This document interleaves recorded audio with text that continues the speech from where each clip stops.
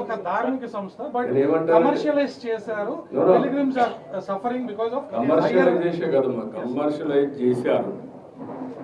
వెంకటేశ్వర స్వామి టెంపుల్కి వస్తానే కొండెక్కతానే ఏం కనపడాలి మీకు?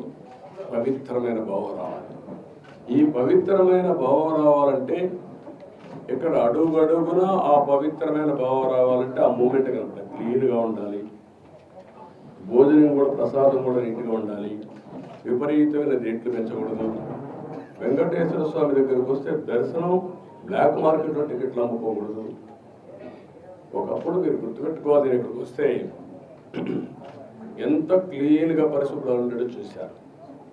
నేను కొండపైన పెద్ద ఎత్తున గ్రీనరీ పెట్టి, పెద్ద ఎత్తున ఔషధాల ప్లాంట్స్ అన్ని పెట్టి ఇక్కడికి వస్తే లైఫ్ పెరగాలని ఆలోచించాను. అలాంటివన్నీ కూడా మీరు గుర్తుపెట్టుకోవాల్సింది. ఒక దివ్య క్షేత్రం చేయాలంటే ఆల్ ఆస్పెక్ట్స్లో కాన్సన్ట్రేట్ చేయాలి. అదే చేశాం. ఇక్కడ ఒక దాన్ని ఏమనాలి నాకు అర్థం కాదు, కానీ ఒక వరస్ట్ ప్లేస్గా తయారు చేయాలంటే ఏ విధంగా తయారు చేయాలో అన్నీ తయారు చేశారు. ఎవరెన్ని మాట్లాడిన లెక్కలేతనం వచ్చింది. గంజాయి, అన్ని మత ప్రచారం, లేకపోతే లిక్కర్, నాన్ వెజిటేరియన్, విచ్చలవిడితనం, ఇష్టానుసారంగా వీడి యొక్క పైడిలకు కేంద్రంగా తయారైపోయింది. వెంకటేశ్వర స్వామిని ఊరూరు తిప్పేశారు. మీరు గుర్తుపెట్టుకోవాలి, దేశంలో ప్రతి ఒక్కరికి ఒక ఆలోచన ఉంటుంది. ఆలోచన ఏంటి? వెంకటేశ్వర స్వామి అంటే ఒక పవిత్రమైన భావం, దేవుని కృప కావాలి. అలాంటిది పెళ్ళిళ్ళు జరిగిన, పేరెంటాలు జరిగిన వెంకటేశ్వర స్వామి తీసుకుపోయి వైరల్ చేసుకోవడం ఏంటంటే ఇది విన్నారా ఎప్పుడన్నా? పట్టింది అంటే వెంకటేశ్వర స్వామిని మీ స్వార్థం కోసం అమ్మతారా? ఇష్టానుసారంగా పదవులు ఇచ్చుకుంటారా? మీరు పదవులు ఇచ్చేది ఎందుకు? ఆ పదవి ఇచ్చి ఆ పదవి ద్వారా మీ యొక్క కోర్టు కేసులు ఎవరికి మీరు పనులు చేసుకోవడానిక? ఎక్కడికి పోయారు మీరు? ఏమయ్యారు మీరు?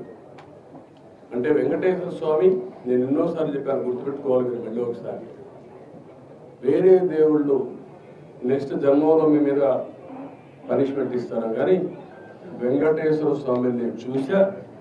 ఎవరైనా వెంకటేశ్వర స్వామికి అపచారం చేసిన వారు, తలపెట్టిన వారు ఈ జన్మలోనే పనిష్మెంట్ తీసుకుంటారు. తీసుకున్నారు కూడా. మీరు తిరుపతిలో కూడా చాలా ఇన్సిడెంట్లు ఒకసారి లెక్కేసుకోండి.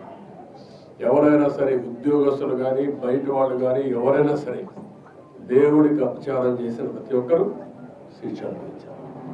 ఈ విషయాలు మీరు గుర్తుపెట్టుకోవాల్సిన అవసరం. కేంద్రం చేశారు. ఎర్రచందనాన్ని కూడా నేను గోడలు కూడా పెట్టాను, మీరు చూసుంటారు. ఆ గోడలు కూడా వెళ్ళబోతా ఉంది. ఇది ఎర్రచందనం స్మగ్లర్కే సీట్ ఇస్తే ఏం మాట్లాడతారు? చట్టాలు కూడా ఒక చేతులకి అప్పచెప్పేస్తున్నారు. చాలా ఉన్నాయండి, ఒకటి రెండు మాట్లాడడం కాదు, చాలా ప్రక్షాళన చేయాలి.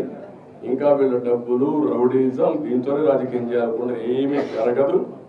నేను ఒకటే చెప్తున్నా, దృఢ సంకల్పంతో వెంకటేశ్వర స్వామి సాక్షిగా చెప్తున్నా, మంచిని ప్రోత్సహిస్తా, చెడుని మాత్రం గట్టిగా తొందరలో తొక్కేస్తా.